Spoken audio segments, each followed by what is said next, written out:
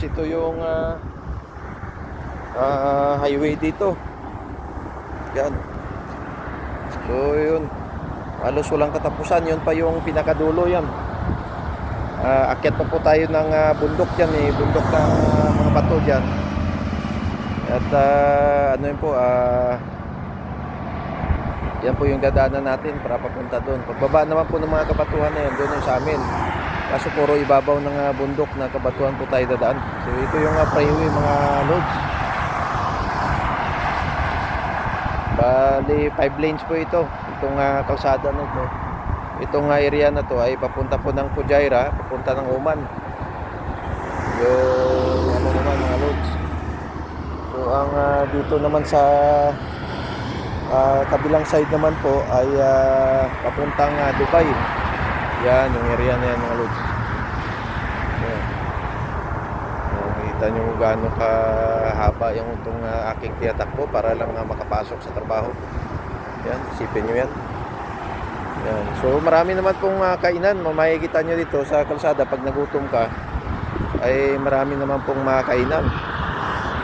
Ano sa kabila na yan, Diyan kami kakain, diyan sa yun Yan po yung ating pupuntang kainan mga lods. At yan yung paboritong daanan ng mga tropa. Inantabayanan ko lang sila na makarating dito. Siguro antay lang ako ng mga kulang pang lating oras, baka naipit sa traffic yung aming sasakyan. Yan.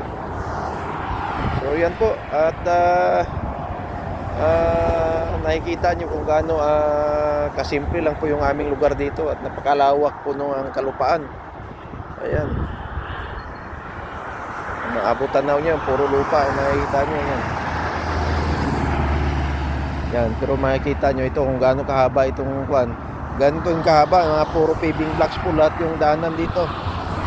Yan, ang napakaganda ng mga kalsada. Hindi po pwedeng lubak-lubak dito kasi delikado sa mga sakyan. Puro po may bilis dito ang takbo kung mapapansin yung mga loads. Ayan, kung gaano ka ano po yung mga sakyan, makikita nyo po kung gaano kabilis yung mga yan. Ayan. Hindi ka pwedeng babagal-bagal dito dahil sasakyan ka ng ibang sasakyan din. Babanggain ka dito. Kaya kailangan dito mabilisan talaga mga loads. Yan yung freeway dito. Okay? So maraming salamat po Lodi. At yan, nakita nyo naman yung sitwasyon. Maraming salamat po at mabuhay po tayo. God bless po.